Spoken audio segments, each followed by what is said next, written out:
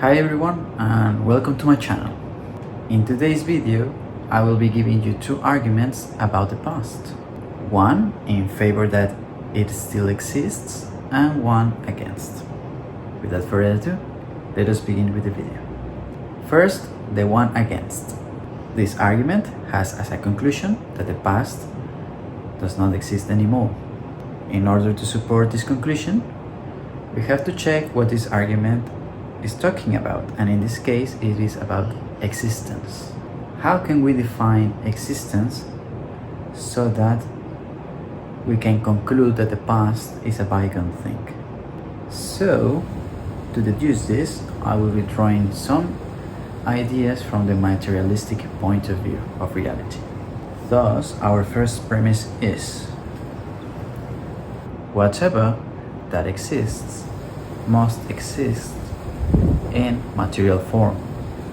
This view only accepts that matter exists, and matter occupies extension in space, right? So, whatever is occupying some sort of space can be said to be corporeal, right? In a sense. And therefore, in that sense, existentially real, according to the first premise. For example, a pencil is real in as much as it is occupying some sort of extension in space. It is actualized. Whereas a pencil in thought form, for example, it is not actualized and therefore not considered to be real or considered to be existing. Now, the second premise. The past, although it had a material form, it no longer has material form. In other words, there is no tangible form of the past anymore. There is no past that we can grasp because it is not occupying any kind of space. And the conclusion follows naturally. Therefore, since the past is not corporeal anymore, it no longer exists. Now, let us continue with the argument in favor that the past still exists.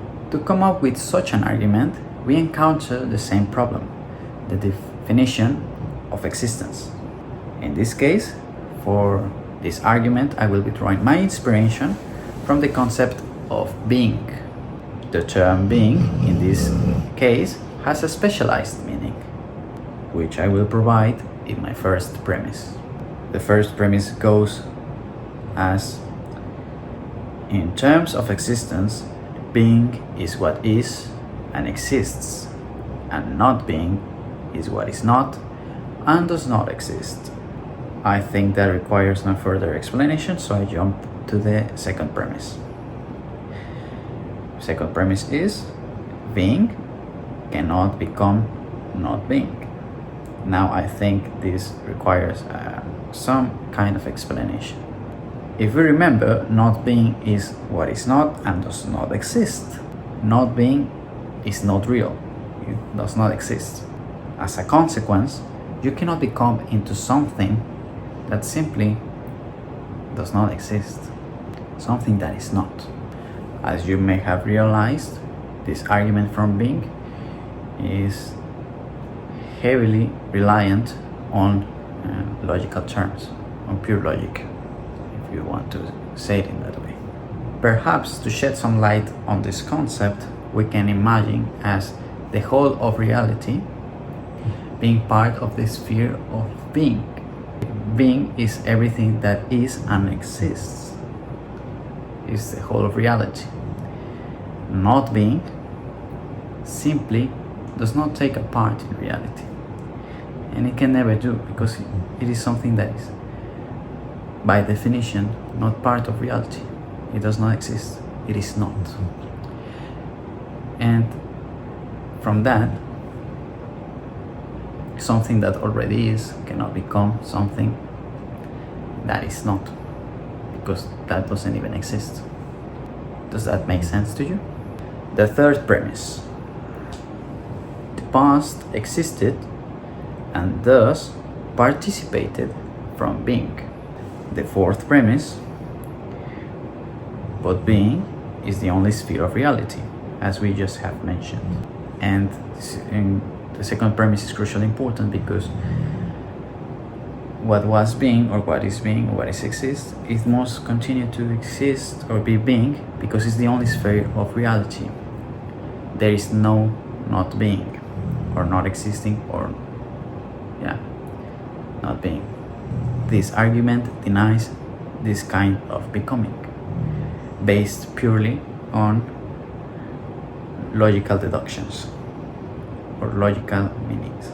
Conclusion: therefore, the past still exists because it belongs to being, and being is about what is and exists.